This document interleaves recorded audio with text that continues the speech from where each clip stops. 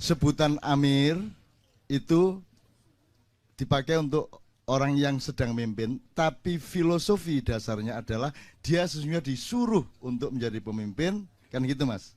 Jadi misalnya gubernur itu amir, bupati amir, presiden amir.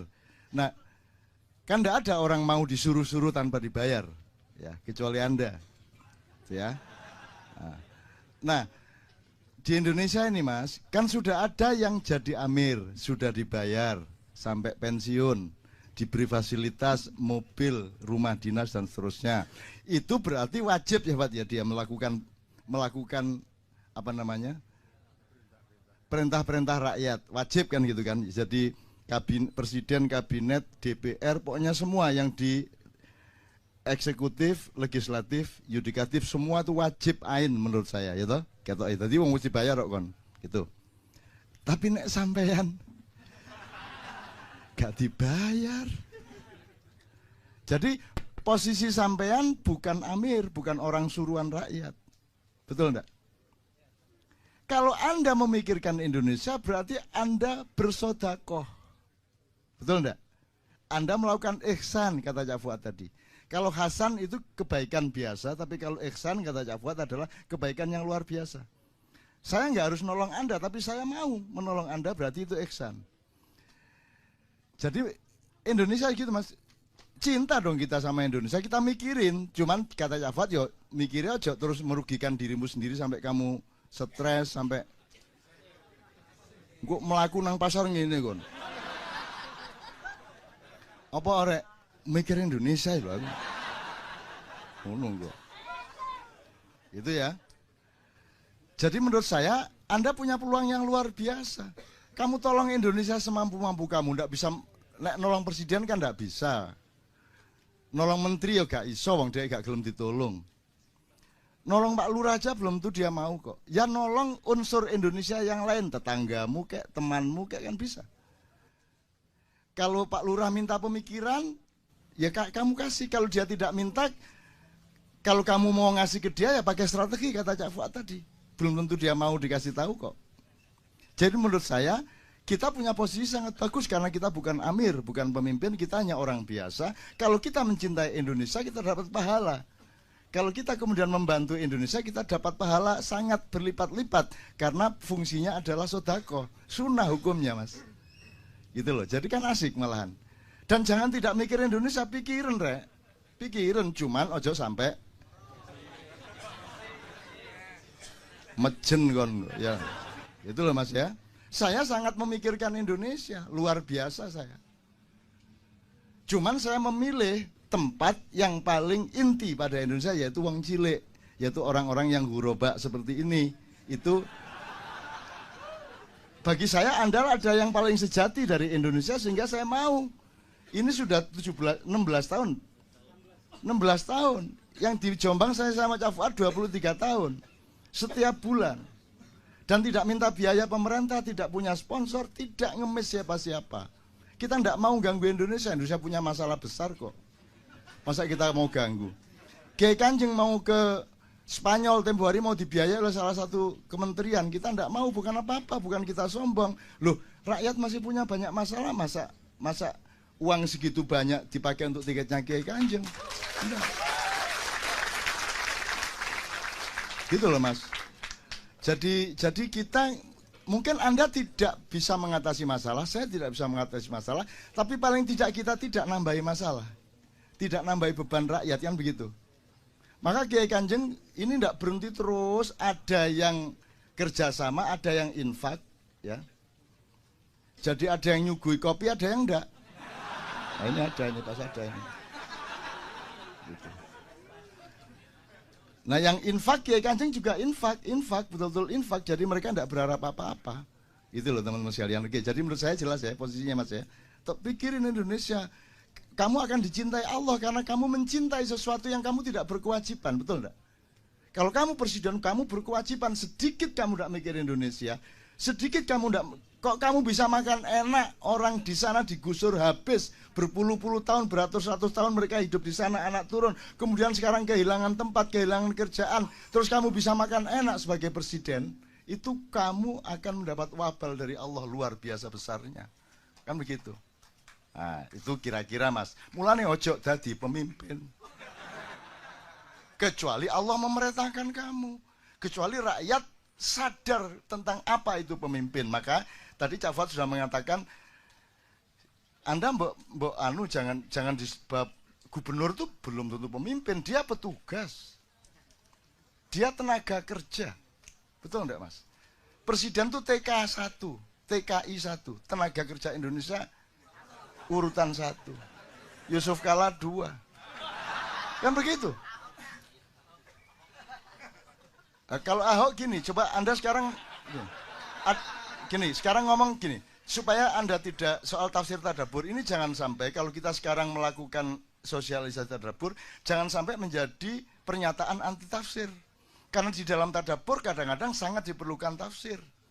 Demikian juga tafsir tidak akan kaya kalau tanpa tadabbur, kan begitu. Jadi kedua-duanya harus bekerja sama, betul enggak? Kita enggak anti siapa-siapa, anti modok ini. Gitu ya. Oke. Saya ngomong ini supaya Anda juga jangan gampang termakan oleh isu pernyataan segala macam. Misalnya kalau ada pernyataan gini, misalnya ini. Kalau kamu tolak Ahok, berarti kamu anti Cina. Gimana tafsirnya? Kalau kamu anti Ahok, kalau kamu ndak milih Ahok, berarti kamu anti Cina. Ki tafsirnya piye coba? 2 orang aja. Bisa mikir ndak? Lah iya aku iki mikir Ahok wis bunek kok, mikir sak Indonesia iki lho.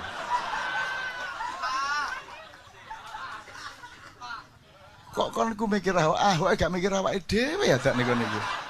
Ngono lho. Gimana tafsirnya kalau begitu itu? Anda kan kurang waspada. Medsos itu kan isinya ketidakwaspadaan global. Sembarang dilek, jelek, tok nomene, kopas, kan gitu. Coba kalimat tadi saya ulang. Kalau kamu menolak Ahok berarti kamu anti Cina, piye? Kalimat itu sebenarnya gimana? Harus menerima Ahok 1, berarti harus menerima Ahok supaya tidak anti Cina gitu kan. Oke, nomor 2.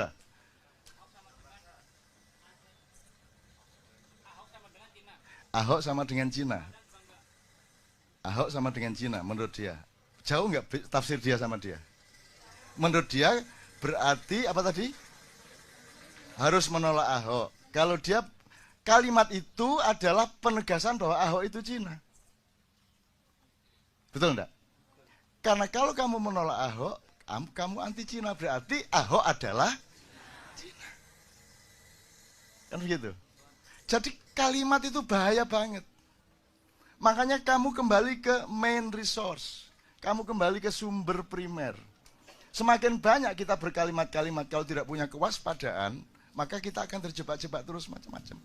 Dan Ahok itu bukan sesuatu yang sifatnya primer, bukan sesuatu yang sifatnya fokus, dia hanya peluru. Kamu harus tahu senapannya apa, kamu harus tahu siapa yang pegang senapan itu, kamu harus tahu siapa yang membayar pemegang senapan itu. Lah lapo kon meneng-meneng. Gitu loh, meneng-meneng mikir-mikir sing itu kan cuma output kesekian dari sumber yang beberapa langkah di belakangnya, gitu loh. Dan kamu itu bingung, takut Ahok jadi presiden, takut Ahok jadi gubernur, maksudnya jadi gubernur saya gitu. Arek-arek itu ya arek ya apa arek-arek wis dadi gubernur ngono lho. Dan ini kan cuman apa tuh dunia ini apa tuh Mas? Apa tuh? Wah ini iki tak dawakno iso guyu kekel aku. Tak nyoba dikit ya. Nyoba dikit. Saya tanya, kamu kenal iblis? Tahu, pernah dengar? Cak Fuad sepurone kita dapur ele-elean ya. Kamu kenal Dajjal? Pernah dengar? Kamu kenal Ya'juj Ma'juj? Oke, aku sekarang. Yang tertua di antara 3 ini yang mana? Iblis. Sekarang kalau kamu lihat riwayat-riwayat yang dituturkan oleh Allah dan dari kepustakaan Islam, Iblis sama malaikat Jibril duluan mana? Iblis. Dia paling senior di antara para malaikat. Ya toh? Siapa yang lebih senior dari Iblis? Nur Muhammad. Muhammad ketika belum bertajalli atau mewujud menjadi Muhammad bin Abdullah melalui ibunya dan bapaknya. Tapi dia masih berupa gelombang dan cahaya, kan begitu kan? Oke. Nah, Ya'juj Ma'juj itu lahirnya kapan? Dajjal itu ya mesti ae kon gak ro. Wong kon jumlah rambutmu ro? Ro, piro jumlah rambutmu? Aku ro persis. Jumlah daun di pohon itu persis dengan jumlah rambutnya. Gak percaya menek hitungan. Ya ngono Abu Nawas. Oke, tak terusin dikit. Ini saya ngomong soal usia tadi loh. Jadi selama 700 tahun itu 700 jadi gini.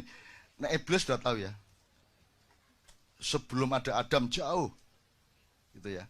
Kan Anda tahu Adam dibikin tapelnya itu fisiknya itu dari tanah liat.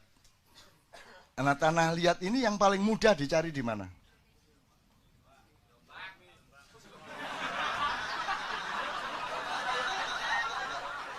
Ya, kita dapur aja. Tidak penting benar salahnya kan kita sama-sama tidak bisa melacak. Tapi yang penting endingnya nanti harus membuat kita menjadi lebih gembira kepada Allah dan menjadi lebih sayang kepada manusia, gitu aja. Nah, soal tafsir kon iso nafsiri. Semua tafsir ketika alif lam mim ya podo, hanya Allah yang ngono tok. Lewat jan ya ro nek ngono rek. Nah, hanya Allah yang tahu, ya semua orang tahu itu kan, artinya tidak bisa ditafsirkan tetap gitu loh. Dan indahnya Al-Quran karena ada alif lam mim alif lam ra, ada nun itu loh terutama nun. Wah, gak ono dal gandi, gak ono. Jadi gini, jadi teman sekalian, kalau Dajjal itu kan dikenal setelah ada informasi atau cerita-cerita dari para nabi, terutama Rasulullah. Menimni ono Dajjal ngene, ono Ya'juj Ma'juj ngene, di Quran juga ada Ya'juj Ma'juj dan seterusnya. Tapi pokoknya kalau dilihat dari eskalasi waktu berdasarkan kelahirannya dalam tanda petik kan iblis, baru Dajjal, baru Ya'juj Ma'juj. Sekarang saya tadabur aja. Dajjal sudah berlaku sejak 700 tahun yang lalu. Kemudian memuncak pada abad 17 dan sekarang sudah berlaku seluruh dunia. Dajjal itu satu cara pandang di mana Anda ditipu, di mana Anda akan menganggap yang surga itu sebenarnya neraka. Anda diiming-imingi sesuatu dan Anda tertarik pada itu neraka. Dan itu sudah terjadi pada kebudayaan, pada filsafat, pada apa saja, betul enggak? Yang Anda cari-cari itu, Allah sendiri mengatakan, aku bikin tampak indah dunia itu bagi orang-orang yang kafir, kan gitu. Gitu. Jadi no arek, gak usah tak terus-terusan apa ya, untuk tembangannya tak kayak contoh-contoh terus. Jadi Dajjal sudah berlaku sekarang. Semua sistem politik, semua sistem kebudayaan, semua sistem nilai dan kepercayaan sudah Dajjaliyah semua sekarang ini. Jadi semua polisi-polisi itu sebenarnya berdasarkan cara berpikir Dajjal tadi yang membuat manusia terbalik penglihatannya terhadap surga dan neraka. Anda sekarang ini takut nggak sama neraka menurut Anda? Wong Indonesia ini. Bener takut apa tidak? Nggak takut-takut amat toh. Kan sibuk sama ingin ke surga. Dan yang disebut surga itu pokoknya kan duwe lomah lebih besar, bojo luwih ayu dan akeh. Ngono ta sing dibayangno. Jadi aspirasi orang kebanyakan tentang surga itu aspirasi materialisme. Gitu ya. Jadi bayanginnya tetap bayang materialistik gitu loh. Padahal surga itu enggak gitu sama sekali. Aku rodok riset iki. Oke. Yang paling gampang kan Allah mengatakan surga ada 4. Ada 4. Terus warnanya hijau tua gitu ya. Terus nanti Anda punya bawahan yang namanya sesuatu yang mengalir yang disebut sungai. Sungai itu tidak pada airnya, tidak pada apa namanya? Tanahnya tidak pada suket-suketnya, tapi pada alirannya, betul enggak? Kalau ada sungai tidak ada airnya, kamu mengatakan itu sungai kok nggak ada airnya. Jadi sungainya bukan air. Jadi pada apa sungainya itu? Pada sesuatu yang mengalir, sifat aliran itu. Dan kamu membawai mintah tihal anhar. Di bawahnya ada sungai yang mengalir. Jadi kamu di atasnya. Jadi kamu itu pemerintahnya sesuatu yang mengalir. Jadi kamu bisa mengalirkan sesuatu, kehendakmu, semua segala macam. Nanti kamu skenario sedemikian dan tercapai. Dan bedanya dengan yang membuat kita tidak bisa paham surga sampai hari ini adalah kalau di dunia, surganya seseorang bisa merupakan neraka bagi orang lain. Ada kamu beli motor baru, itu neraka bagi tetanggamu, betul enggak? Betul enggak? Yang satu kawin, mengawini cewek, neraka bagi laki-laki yang tidak mencapai cewek itu.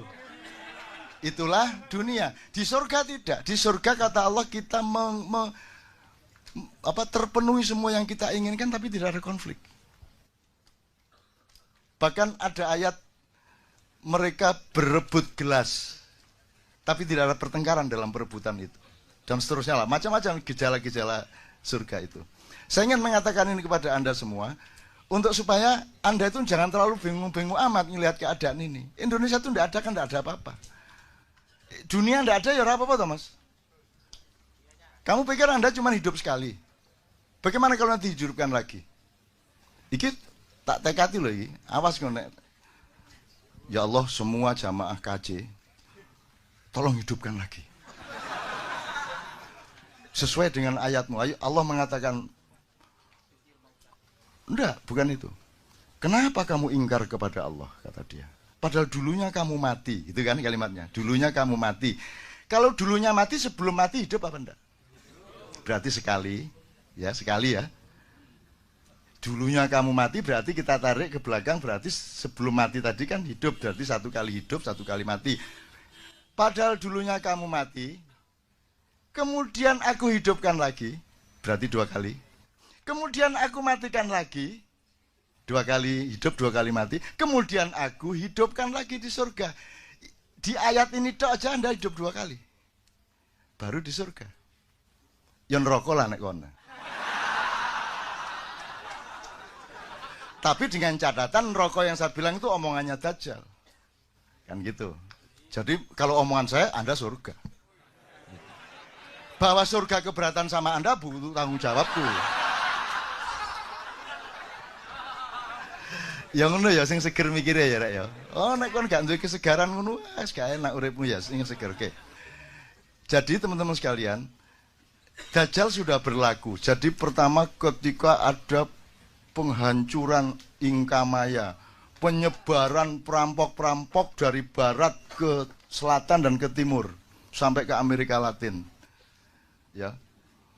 Di laut-laut di mana Mojopahit jadi gugup, Demak jadi gugup, semua sampai terjadi ada 4 tahun kosong di mana Sunan Kalijogo memimpin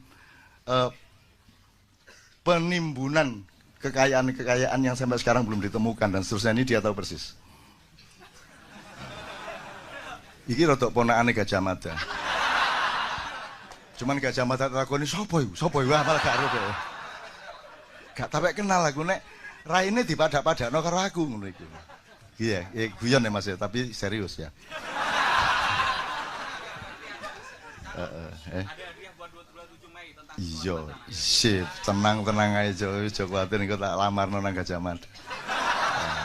Wong beliau-beliau itu kita cinta kok. Kita ngomong macam-macam wong cinta kok. Cinta itu kan ukurannya tidak pada epistemologi, ukurannya pada niat. Vibrasi apa namanya? Cintanya itu gitu. Oke. Iki tak persingkat, Rek. Dajjal sudah berlaku. Ya. Sampai kemudian ada yang namanya masa pencerahan, Renaissance, Aufklärung dan seterusnya. Itu puncak ilmunya Dajjal. Kemudian sampai ada sandiwara timur lawan barat, komunisme lawan kapitalisme, terus ada demokrasi segala macam, terus dibikin ada negara, ada nation state, mari ngono apa state, apa ngono state, terus pokoknya negara seolah-olah penting. Begitu wis dadi negara dibuka pagere negara. Sekarang MEA masuk semua sini, masuk semua lho. Jarit negara. Jadi kita diombang-ambingkan, ya. Dan di puncak suksesnya Dajjal itu secara alam pikiran sudah, intelektual sudah, spiritual pun sudah. Kemudian sistem budaya sudah, sistem politik sudah, undang-undang pun undang-undang yang terbalik seperti itu. Nah, sekarang adalah era Ya'juj Ma'juj. Kalau Dajjal itu gabungan antara yang barat agak tengah dengan barat sekali, kalau Ya'juj Ma'juj itu dari utara. Nah, sekarang yang menjadi paling jadi sasaran Ya'juj Ma'juj adalah Indonesia. Ngono ceritanya. Ya'juj Ma'juj itu pokoknya kuning lah. Itu infanteri yang luar biasa. Tapi dia ke sini. Tadi ingat tak pertanyaan saya? Di mana Israel disuruh cari tanah liat? Kalau di kisahnya kan Jibril disuruh cari tanah liat. Sampai sini, di sini sudah ada iblis jauh sebelumnya. Di tanah ini. Ini sudah dikuasai iblis. Ini dari berbagai macam wacana. Jadi sebelum Adam datang, di sini sudah dikuasai iblis. Gitu loh. Karena iblis langsung lari, begitu diibliskan, karena la yasjud itu tidak tahu sujud, dia langsung diusir ke sini. Jadi ketika Jibril mau ambil tanah liat, dihalangi sama iblis, Jibril lari. Mikael lari, terus Israfil lari, tinggal Israel. Israel memakai ilmunya iblis. Itu iblis itu pinter. Ini sebelum Israel ya, sebelum Israel tak terus. Iblis itu dia ingin melaksanakan ayat Allah bahwa Allah itu menciptakan khalifah di bumi, betul enggak? Iki gimana kok ditaruh di surga ya Adam ya apa? Di bumi fil ate. Ini jailun fil ardi khalifah. Lah kok ditaruh di surga? Salah ini, tidak taat sama Allah. Akhirnya iblis berusaha. Bagaimana caranya memindah Adam dari surga ke bumi? Bener nggak yang dilakukan? Nah, ya lumayan. Ya, jangan aja pecah dasar. Nah, cara dia masuk surga itu gini, surga itu dijaga oleh seekor naga yang sangat besar. Kepalanya di depan pintu surga, badannya di dalam surga. Nah, caranya iblis masuk surga itu, dia nunggu menguap si naga ini. Begitu naga menguap, iblis bleng masuk. Kemudian menjalani lorong yang panjang di perut dan di badan naga itu, kemudian menunggu naga beol. Begitu beol, iblis ikut. Dan begitu keluar dari duburnya naga, dia sudah ada di dalam surga. Baru dia cari Adam. Tapi dia dihalangi oleh burung merak yang sangat banyak di surga. Yaitu pasukan-pasukan kavaleri dan infanterinya Allah untuk menjaga setiap zona surga. Maka akhirnya iblis acting. Dia beli serban. Beli serban. Loh iki temenan iki. Jenggotnya dipanjangkan. Terus dia ambil buah apa itu, disuduk-suduk terus jadi tasbih. Terus kadoke diunggahno. Loh ini serius sih. Ini serius ini. Nah, akhirnya si iblis ini menemui Adam di dalam kostum malaikat. Gitu. Adam hormat kan, loh ini malaikat siapa ini? Oh Kanzul Jannah, bendaharawan surga, al-khashi, ar-raqi, as-sajid, tafadzalu. Itu dihormatilah oleh Adam. Dan semua bangsa Indonesia sekarang adalah Adam yang didatangi oleh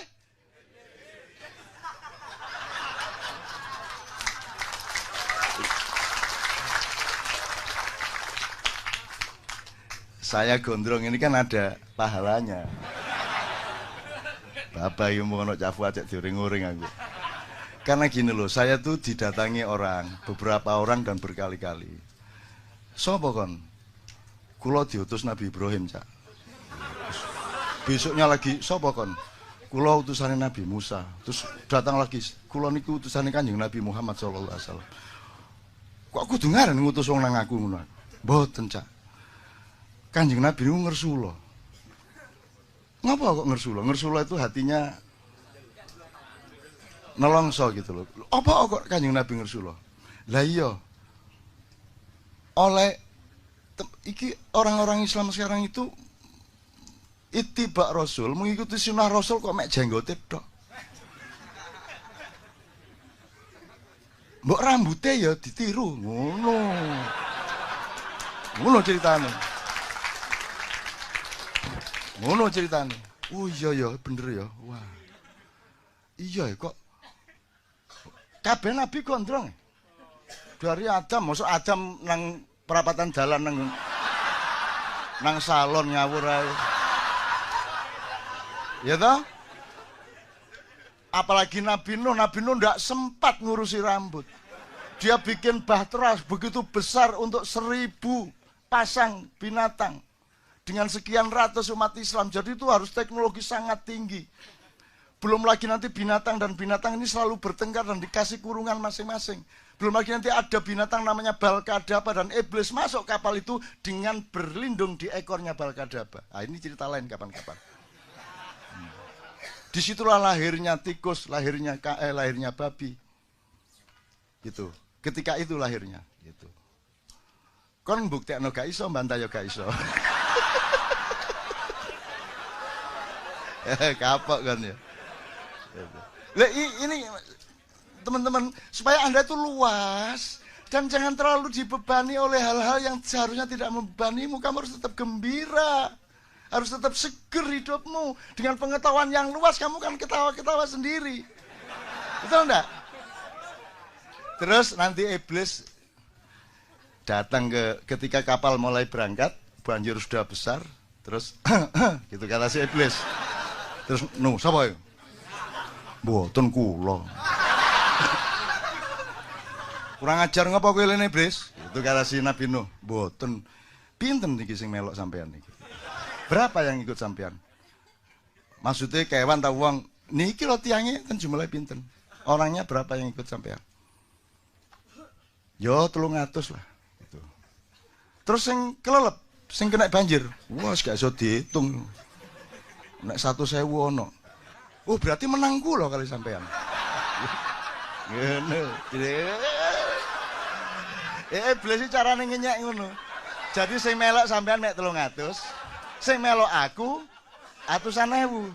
Lho, tahu kan krungu cerita ngono? Gak tahu wong aku ngarang dhewe.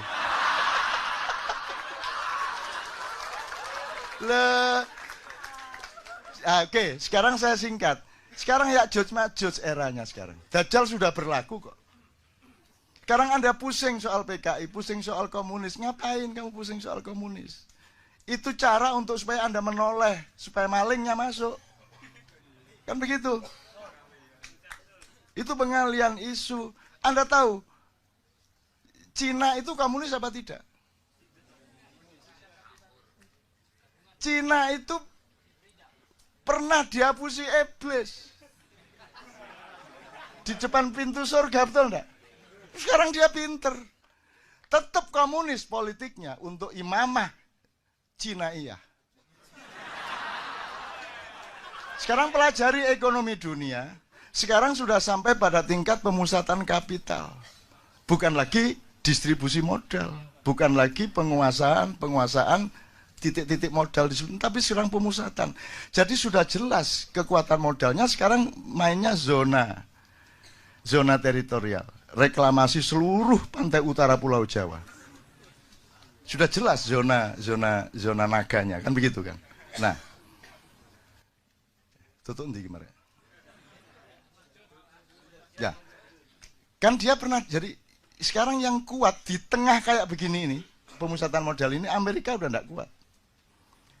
Kuba udah dilepas embargonya. Amerika udah lemah. Nggak bisa apa-apa. Karena doanya juga tidak jelas. Obama, Atina, Fitunya. Nggak jelas. digawe meneh. Oh. Sesat kowe iki ya. Oke. Sekarang yang kuat cuma dua, teman-teman sekalian, cuma dua, hanya RRC sama Iran. Karena apa? Karena ada kekuatan vertikal yang solid. Cina sangat solid dari atas ke bawah, Iran sangat solid dari atas ke bawah. Amerika tidak bisa ngapa-ngapain sama Iran. Israel tidak bisa ngapa-ngapain sama Iran. Makanya Ya'juj Ma'juj mengisukan anti Syiah. Supaya nanti yang dibenci adalah Iran. Karena Iran ini pesaing utamanya. Ini politik penjaga surga. Makanya Anda disuruh benci ini, benci lah. Di sini benci gak kok berdua gak ono benci ya op. Ya toh? Seminggu lagi kita bisa bayar utang apa tidak ada masuk kober benci-benci ya. Cik gendengnya ada itu. Gitu loh. Sesat. Ya sesat disesatkan tuh Anda tadi. Mana tadi? Terus Anda gimana? Anda disesatkan terus orangnya melakukan apa ke Anda?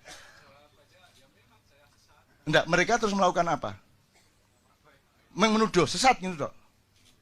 Gitu toh. Terus nolong Anda enggak? Loh. Sampean mureng-mureng no karo dhek. Masa ana wong motor mana ya jalannya? Terus lo buntu. Terus orang kamu datang, kamu sesat ya? Lah piye to? Kene iki kalangan dalan tambah disentak-sentak. Ada orang tersesat kok malah ya Mas. Lo nggak ada orang nyetir gak iso gak ro dalane, malah ditekani wong sak kampung, kamu sesat ya? Lah mulane kula niki sampean dudui dalane. Aneh wong saiki iki. Wong jelas sesat kok malah dituding sesat. Lho kula nyipun roh yen kula mboten saged nerusno dalane bingung kula niki. Kok malah dioring-oring. Aku tahu nang Padang Bulan, mulai nang gone Cak Fuad Padang Bulan sama teman-teman dari IKIP Jogja. Padang Bulan di awal-awal jalannya jeblok hujan-hujan gini. Jadi mobil kecil itu ndak bisa maju, ndak bisa mundur. Wes, gak iso apa-apa iki. Orang kampung keluar satu persatu, sak rombongan. Sampeyan ini salah. Kudune lewat kene sampeyan. Oh nggih, Pak. Ngono, wis karo terus dirasani. Terus datang rombongan lho, ya apa sih kok lewat kene? Ya kempet sampeyan, kudune lewat kene sampeyan. Lah malah dioring-oring. Iki wis gak iso mlaku dioring-oring dirasa. Jadi bilang sama teman-teman, kalau aku tersesat tolonglah. Gitu kan, tunjukin aku jalan. Dan kasihanilah orang yang sesat. Rasulullah kan azizun alaihi ma'anitum. Dia sedih sama orang-orang yang kufur kepada Allah. Kok bisa ya ada manusia akan masuk neraka? Kan saya tidak tega. Gitu dong. Jadi bilang sama mereka besok pagi, tolonglah saya. Ada apa? Aku orang sesat, Bapak. Tolonglah aku. Jangan dimarahi. Sesat itu sendiri sudah sengsara. Kenapa engkau tuding-tuding aku, Bapak? Nanti aku tulis puisi loh.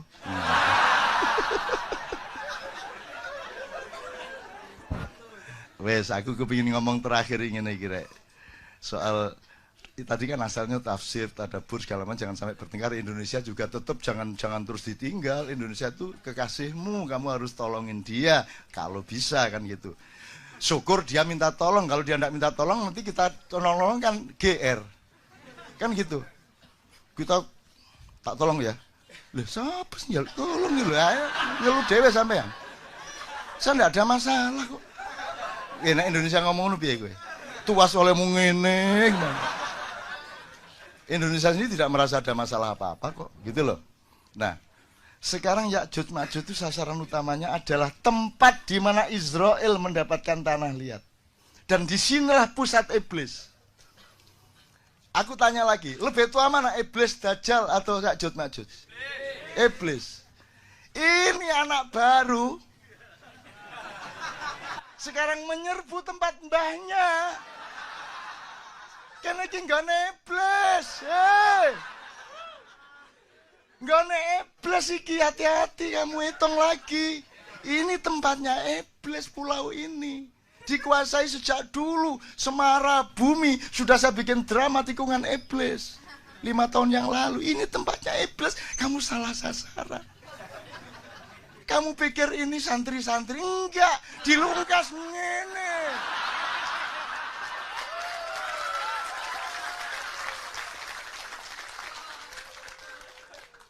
Tetapi iblis yang sudah belajar kepada Muhammad SAW.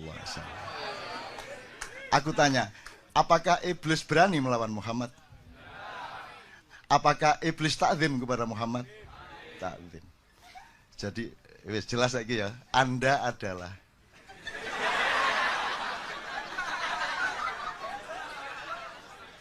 turunan iblis, campur Adam, yang sudah gondelan kelambine Kanjeng Nabi. Jadi iblismu kamu kendalikan, betul enggak, selama ini. Maka jangan dipancing-pancing untuk keluar. Kok metu temen sungguhnya arek-arek. Kan gitu. Ngerti maksud saya ya? Ngerti maksud saya ya? Jadi teman-teman tolong pikir kembali. Jokowi mikir kembali. Ya. Saya nggak melawan loh saya. Saya kan dudu iki nggone mbahmu dhewe iki. Ini tempat mbahmu dhewe. Ini serius, ini tempat iblis, ini serius. Loh, kamu pikir orang Israel enggak? Orang Israel sering ke sini karena tahu ini mbahnya. Mbahnya, mereka enggak berani kalau sama kita. Cuman ngapusi gitu toh. Cuman mereka enggak berani, ini serius ini mas, ini serius. Loh arek-arek kok ditantang? Mungkin ini penggawean gak duwe ya tak nih. Ditantang gelut. Loh.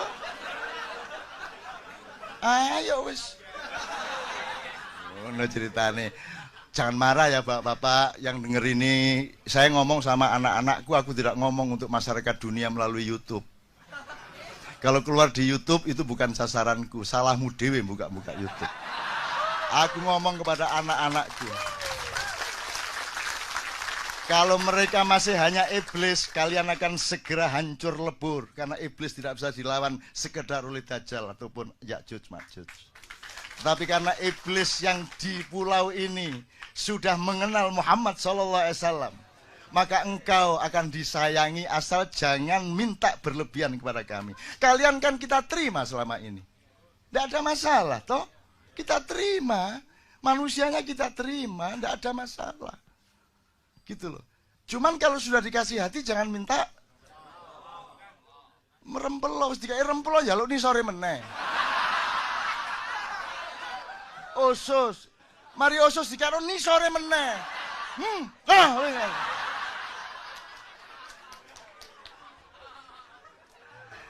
Mudah-mudahan teman-teman sekalian ini cara kita untuk menghadapi masa depan. Kita tidak membenci Jokowi, kita tidak membenci Ahok, kita tidak membenci Taipan, kita tidak membenci, kita cuma bilang, tolong dipikir ulang.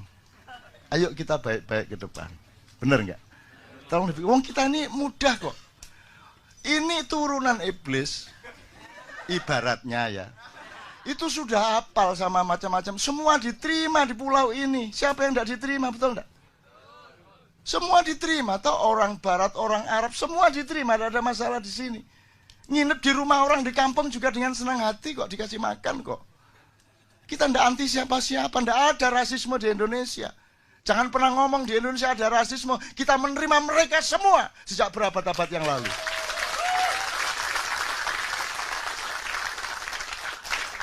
Cuman aja kok pek kabeh rek. Wingi kos mari ngono kok tuku nggone kos iki. Mari ngono sak omahe kok tuku. Mari ngono aku dadi pembantu rumah tangga iki wis ngene carane iki. Dadi sutek iki ono ngene carane. Asu pekati Cina. Kita ndak anti loh mas. Kita ndak anti loh ya. Tolong ingat, kita ndak anti siapa-siapa. Kita terima semuanya. Terakhir sekali, jin pun kita terima. Dan sekarang saya akan mengajarkan kepada Anda, tolong jangan benci jin. Tadi saya tanya Cak Fuad itu di Ar-Rahman itu, kenapa kok Fabi ayyala irobikuma? Tadi Ali ingat, kita di mobil bilang, Ali mengatakan mungkin suami istri. Enggak ada kemungkinan jin dan manusia gitu kan. Terus Fuad melegitimasi itu maksudnya jin dan manusia. Seluruh surat Ar-Rahman itu untuk jin dan manusia. Jadi kita sama jin dengan jin itu kompak. Kenapa kalau ada jin merasuki atau siapa merasuki kamu tuduh itu jin, terus kamu keluar. Nanti aku bacakan mantranya Nabi Sulaiman. Itu kejem banget karo jin. Kejem banget. Asal dikit-dikit ada bahkan di syuting tuh. Menangkap jin. Wah. Kamu kok kejem amat sih sama sesama makhluk Allah. Akhirnya datanglah utusan masyarakat jin ke Kadipiro. Cak, tolong bilang sama manusia. Itu yang nakal jin itu cuma ada 0,01%. Bayangin kalau yang nakal itu 5% aja dari jin. Yang jumlahnya beratus-ratus kali lipat dari bangsa Indonesia. Kalau mereka nakal, setiap sidang kabinet kesurupan kabeh. Bener nggak? Setiap orang Jumatan, khotibnya kesurupan. Setiap sekolahan di kelas, gurunya kesurupan. Setiap orang tidur dengan istrinya, suaminya diganti jin. Dan mereka mampu melakukan itu semua. Ayo, awas engko. Mas iki sampean temen kok.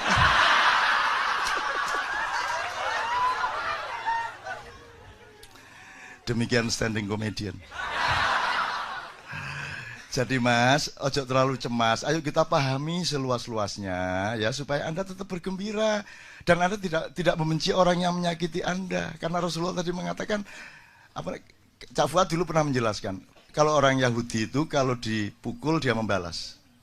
Bahkan itu menjadi hukum. Kalau orang Nasrani sangat arif, dipukul pipi kanan, pak, ngomong. Kalau Islam, kata Cak Fuad di Padang Bulan, Islam sangat rasional di tengah-tengah, itu namanya umatan wasaton. Kamu punya hak membalas. Tetapi kalau kamu memaafkan, itu lebih mulia di hadapan Allah Subhanahu wa taala. Lah, itu Pak, gitu. Dan itu yang saya tawarkan di Kendiri Cinta. Kita tidak menjadi golongan, kita tidak akan bikin golongan independen untuk mencalonkan gubernur. Enggak. Kita melepas Anda semua, Anda jangan percaya sama saya. Anda jangan percaya sama Cak Fuad, sama siapapun. Percaya kepada Tuhan, kepada Muhammad, dan kepada yang benar. Saya tidak ada, Anda ada masalah. Cak Fuad tidak ada masalah. Gitu loh. Jadi jangan menjadi kultus. Maka tadabbur jimaiyah ini tidak menghasilkan madhab. Ya toh? Madhabnya macam-macam, tidak ada masalah. Kemarin itu ada siaran yang ngimami tarawih yang ini gitu. Bismillahirrahmanirrahim. Alhamdulillahirabbil alamin arrahmanirrahim maliki yaumiddin. Dibales sen. Ya. Iya karena bener ono ngono iku. Wis mbokku mazhab capo apa karo iku. Jadi di sini mazhabnya juga macam-macam, tidak ada masalah. NU, Muhammadiyah mau apa, itu semua hasil tafsir. Tapi harus dikembalikan kepada tadabbur. Anda boleh masuk NU, boleh masuk Muhammadiyah, boleh masuk mana saja, boleh milih mazhab yang mana saja. Tapi kembali kepada tadabbur, yaitu bahwa outputmu lebih rahmatan lil alamin untuk siapa saja. Betul enggak, Mas? Oke. Tepuk tangan untuk iblis. Terus ada satu dua hal lagi yang Amir udah ya? Amir udah ya, oke. Saiki jam piro? 2:30.